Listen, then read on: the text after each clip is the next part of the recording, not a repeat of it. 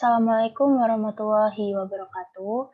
Jadi di sini kami dari kelompok 6 ingin mempresentasikan hasil kerja dari kelompok kami mengenai eh, software yang telah kami lakukan analisis yaitu Web ERP.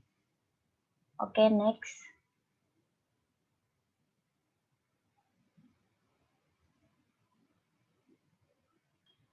Nah, sebelum kami memulai presentasi, eh, marilah kita memperkenalkan diri terlebih dahulu. Yang pertama ada saya, Ermawati dengan NIM akhir 005 dan ada teman saya Michael Laudeluke Siombing dengan NIM 013.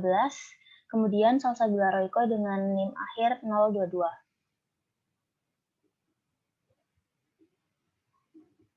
Next.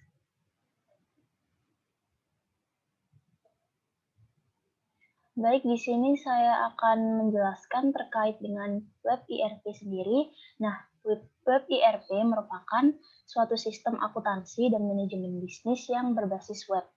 Nah, aplikasi ini tuh berbasis open source sehingga orang-orang itu bisa mendownload aplikasinya secara gratis.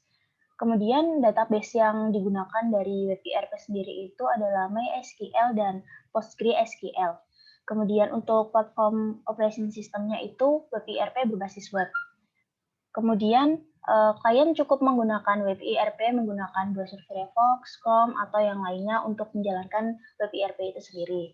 Nah, untuk operation system yang mendukung itu adalah Linux dan Windows.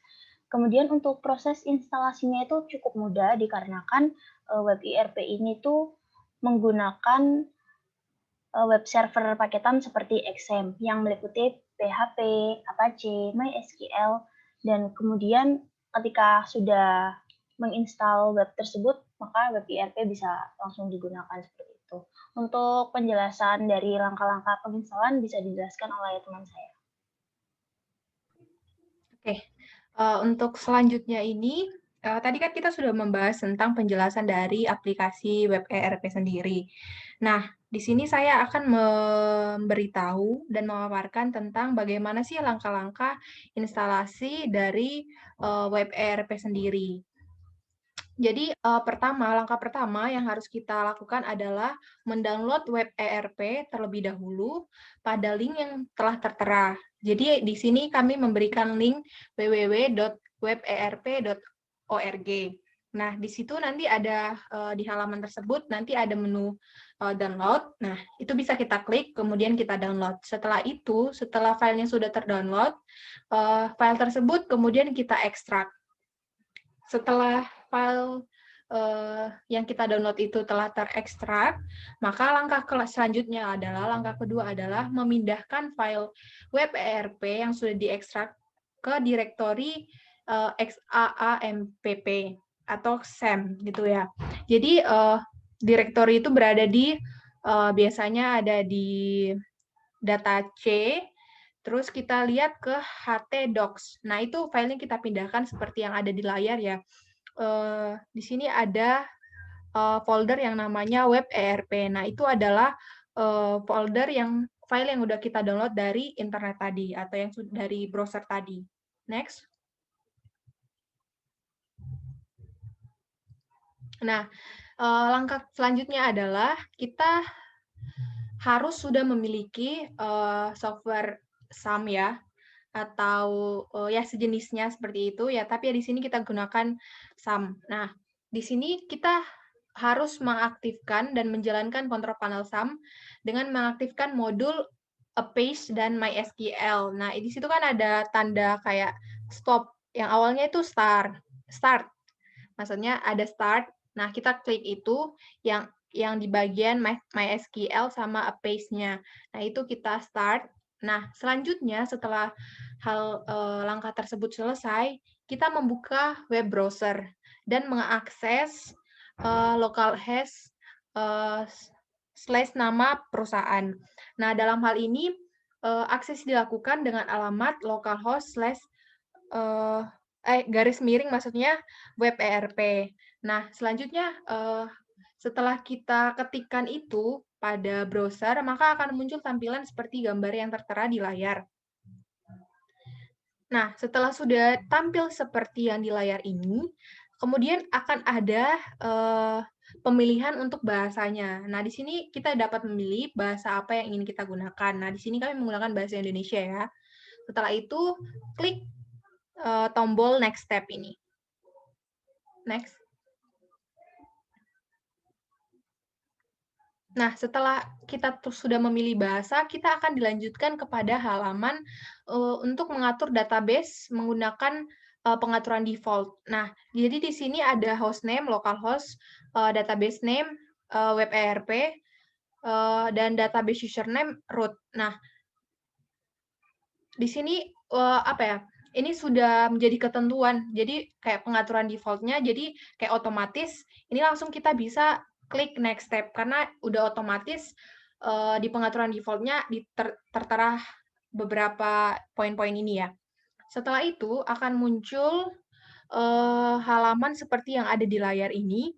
Kita disuruh untuk mengatur nama perusahaan, zona waktu, dan logo company. Jadi di sini ada nama company ya yang ingin kita buat. Misalnya di sini kami membuat perusahaan web ERP. Terus untuk zona waktunya kami menggunakan zona waktu Asia yaitu Jakarta. Setelah itu kita disuruh untuk mengupload file yang menjadi logo kita.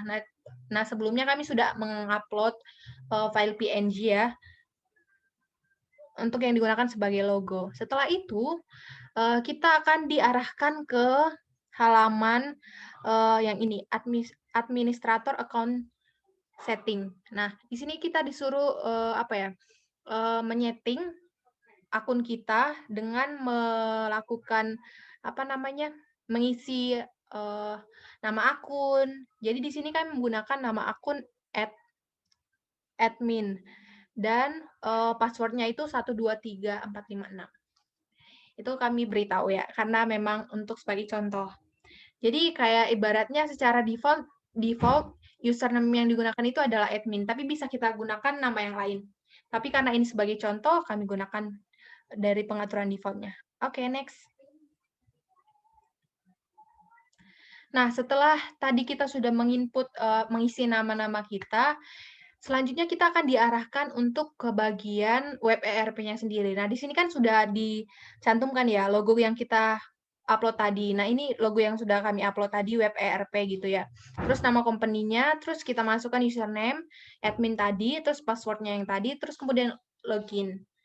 Nah, setelah kita login, maka akan dimunculkan dan tampil seperti gambar yang ada di layar. Nah, kalau sudah muncul gambar seperti ini, itu artinya software yang kita download ini sudah berhasil terinstall di PC atau laptop atau komputer kita. Jadi sudah bisa digunakan.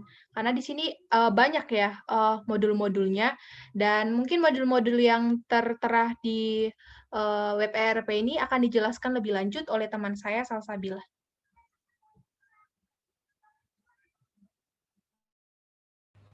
Oke, selanjutnya berikut adalah modul-modul dari web ERP. Ada 11 modul yang ada pada web ERP. Yang pertama yaitu sales atau penjualan. Di sini tuh mencakup data-data catatan transaksi penjualan dari perusahaan. Dapat dicantumkan ke modul sales. Lalu selanjutnya ada general ledger, itu ada buku besar di mana berisi catatan-catatan pengeluaran dan pemasukan dari kas perusahaan. Lalu selanjutnya ada inventory, berisi tentang catatan-catatan mengenai inventory dari perusahaan. Lalu ada purchase, yaitu catatan pembelian dari perusahaan.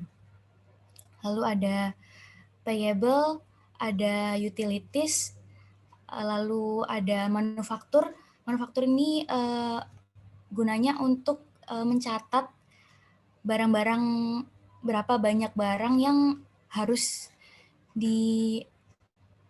dibuat atau dimanufacturing seperti itu. Jadi di sini ada catatan-catatan berapa order yang masuk. Lalu di sini ada setup, lalu ada aset manajemen juga untuk mengelola aset. Lalu ada receivable atau laporan masuk begitu, dan ada petty cash. Selanjutnya Kesimpulannya, WPRP ini merupakan sebuah software yang cukup menguntungkan karena menunya sendiri itu cukup lengkap dan dia juga akan merupakan sebuah aplikasi atau software yang open source dan gratis ya, jadi cukup terjangkau. WPRP sendiri itu cocok untuk perusahaan distribusi grosir, retail, ataupun manufaktur karena di dalamnya itu terdapat modul-modul yang berguna untuk menunjang sistem penjualan, pembayaran, persediaan, manufacturing, pengolahan laporan pengeluaran maupun pemasukan. Jadi cocok untuk perusahaan yang notabene itu membutuhkan laporan penjualan atau laporan keluar masuk dan sebagainya. Beberapa yang kami temukan itu beberapa perusahaan yang menggunakan WPRP ini yaitu Kribo Inch atau perusahaan konveksi kaos dan juga Sony MZ atau toko bangunan. Kebanyakan penggunaan dari WPRP ini digunakan untuk perusahaan menengah ke bawah karena web ini tuh merupakan web yang cukup lengkap, namun harganya itu namun tidak membutuhkan biaya lebih karena open source dan gratis seperti itu. Sekian presentasi dari kami. Apabila ada kesalahan mohon dimaafkan. Wassalamualaikum warahmatullahi wabarakatuh.